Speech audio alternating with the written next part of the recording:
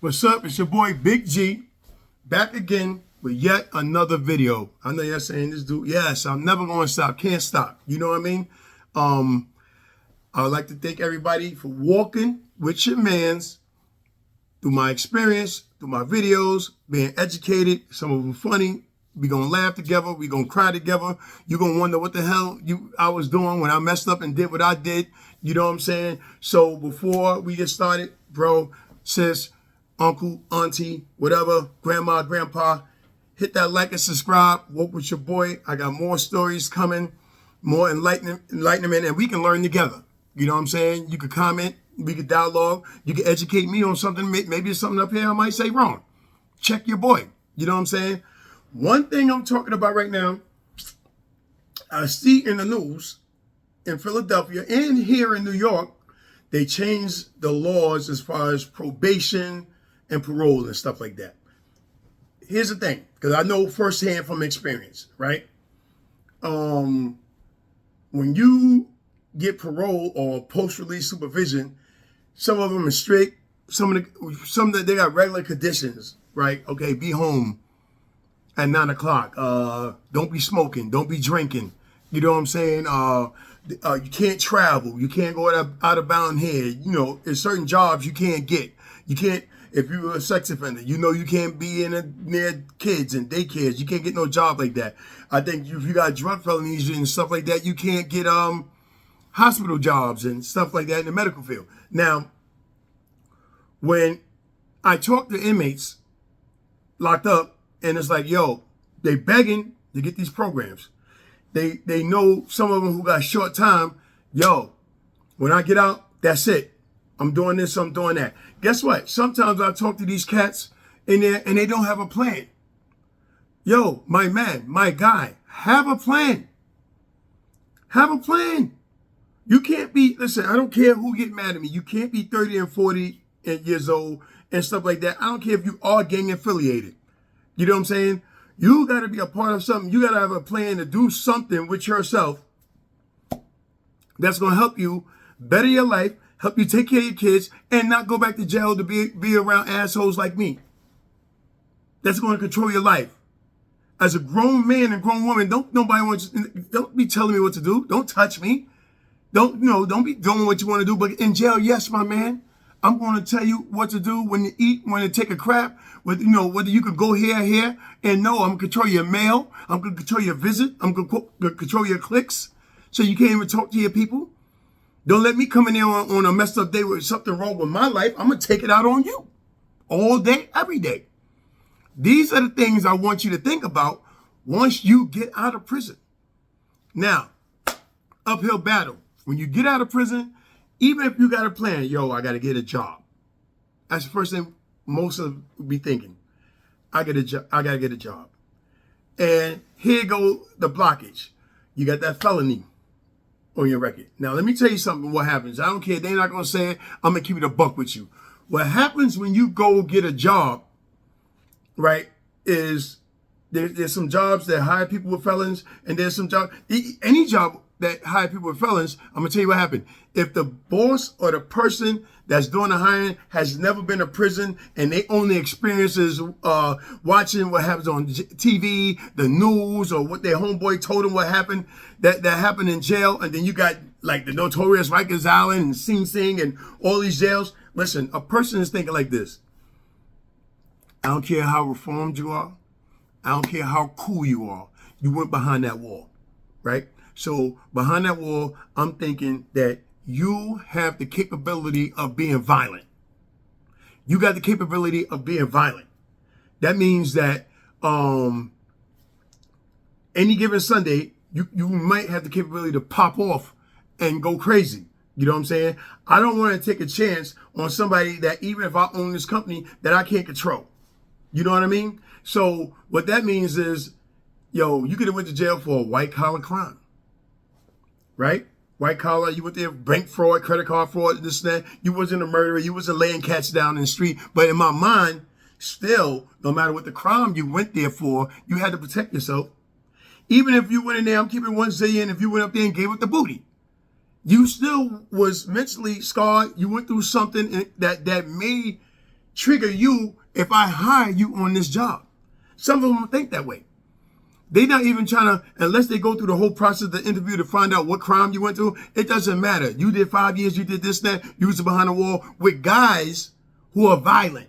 So any given Sunday, you had the potential of having to be violent to save your life. So that means you went through something. Now, with me, Big G, I'm a military war vet. I fought in the war. I was born and raised in one of the hardest, one of the most notorious polo ground projects back in the days, you know, where the gangs and everything. I grew up in all that era. Went to Martin Luther King High School in New York City. We all know how New York City was back in the day and now. You know what I'm saying? So I grew up in the projects. I'm a military war, decorated war vet. I done fought in the war. You know what I'm saying? I came home and then I did years as a correction officer on Rikers Island, one of the most notorious jails. And then I went to jail myself as a correction officer. So it was double the, if you want to say the macho-ness and the toughness. Listen, I'm not a tough guy, my man. I'm not. I seen where all the tough guys go, and it's more time or they dead. And guess what? All you got is your reputation. Yo, remember when? Remember I? Yo, he was this, that. You see the craziness he did? Yeah, next. That's it. That's all you get for being a tough guy. So now, my saying, if you get over the bravado of being in prison, and then you come out and say, listen, I got to be there for my kid. Because there's been times in jail where I'm sitting there like, I can't protect my kid. I can't be there for my moms, my family. They might be going. Don't get on that jack and find out somebody messing with your daughter or your son or your mom's. And guess what? It might be a dude that you know is a punk. I know he ain't trying it. Yeah, I'm trying it because you locked up. You got 10 to 20. So what you going to do? Call somebody? Now you're going to call somebody that's out here living life, drinking, smoking, banging out chicks. Oh, somebody messing with your kid? Let me go put all my life and everything I got going on for me in jeopardy to go help you to beat up somebody or do something or lay somebody down for messing with your family. I'm not saying that you ain't got people out there like that. I'm not saying, but in this day and age, nobody, listen, everybody should be afraid of jail. But if you're not afraid of jail, you should be more afraid of not being able to provide and do for your kid or your family. How about that? Even if you're not afraid of jail, even if you go out there, you go in jail, everybody lay down, everybody give you all the chipperoos, you get on the phone, you jack the phone for hours, there's a CO chick in there every now and then, she giving you head, or whatever the case may be, and you living like a king. You still behind bars at any given Sunday, the correction officer in there will run you. Don't care who you can call, what you going to do. I'm going to tell you what to do. So that should be your fear. Not if you're not don't have the fear of physically being harmed or somebody raping you or somebody taking your sneakers and your reputation. You should have the fear of, I can't be out there for my family and I can't do for my family. Now, like I said, I think the governor done signed some new bills changing post-release supervision and parole. I know they did it. Meek Mill was on TV. You know, he was emotional because he kept going back and forth to jail over pettiness. Parole officers got just like COs, once you on supervision, got the right to control your life for a certain amount of time. You got to know, listen, let me tell you something. Like I said, when I was out on parole, my main goal was I'm not going back to jail. Period. I'm not going back to jail. So when I said I'm not going back to jail, whatever they told me to do, I didn't look like they running me or I'm less of a man. I was more of a man because I knew once I got off, post-release supervision, I can really spread my wings and do what I got to do. Now, what I'm trying to say is when you got that F on your chest or behind on your name, when you go apply for a job, like I said, we don't know. You can't prove whether a company discriminated against you because you got a felony. They're not supposed to. I don't know. So like I said before, when you go to these jobs and they say, yo, we're not going to hire you. We found somebody better. There's nothing you can do. There's nothing you can do. So now the next thing I'm getting into is trying to get things expunged off your record. Now, I'm going to try to get stuff expunged off mine. I got a lot of questions about getting things expunged. So we ain't got to be going through parole and risking going back and forth to jail. You understand what I'm saying? So I want to know if when the process of getting things expunged, when I get it expunged, how long it take, when I get it expunged, when I go to a job interview or when I'm applying online, because a lot of things are online right now, when I apply online and I say, should I mark that box that I've been to jail, but knowing that it's been expunged? When it get expunged, do I have to mark that box that I've been to jail? When a job has background checks automatically, is it going to come up? Is it going to come up and says he did go to jail, but it's been expunged? Because as an employer, I'm still going to ask you what you went to jail for. Now it's going to be up to me to determine you went to jail. This next person didn't. Like I said, a person that's never been to jail, they're looking at you saying, because a lot of people, dumb people, equate jail with violence, no matter what you went for. Because once you go to jail, we already know you're on heightened alert. You got to protect yourself. I don't care if you're going there for stealing cars or whatever, and you ain't no murderer. You got a murderer on your back that want to take your booty, so you might have to do what you got to do to make sure you come out the same way you went in. You dig what I'm saying? So I'm here to give some information. And this Sunday, I'm going to be talking with a lawyer. Her name is Ferrari Mitchell. And she helps people get stuff expunged off their record. So if you want the information, tune in to me. I think it's going to be Sunday around 8 or 9 o'clock. This Sunday coming up. Next Sunday coming up. And I got 1,000,001 questions because I want to know. You know what I'm saying? And this is for everyone, bro. Bro, when you come out, have a plan. If you want a certain type of job, go take the steps, because I know if everybody get things expunged, we all do it. It'll be done. You know what I'm saying? So, and I know it ain't a walk in the park. So this Sunday, she's going to be giving us information on the steps that we can take, even if it's a long, tedious road. If you want to get that expunged, it will help you a long way. Especially, the question I got is if you get expunged when you go for a job interview or when you go for an apartment. Because when you go for an apartment and now they doing backgrounds because they don't want no felons, they don't want no drugs, they don't want no craziness in their apartment complex or wherever it is you might want to be moving to, and they're going to judge you. Even in housing, allegedly, supposedly, if you got a felony, they don't want you inside the crib. Nonsense.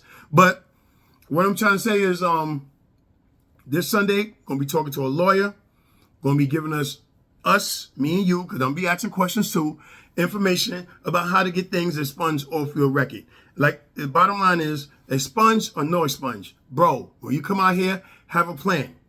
I'm glad that they changed the laws. I think they changed the laws here in New York City, and they changed the law definitely in Philadelphia. You know what I'm saying? Meek Mills, shout out to Meek Mills and everybody in PA, and Wallow, and $1 Million Worth of Game, and everybody that be giving y'all information about prison and staying out of jail. I want to do the same thing. I'm willing to go inside the jails. I want to talk to the kids. I want to talk to grown-ups.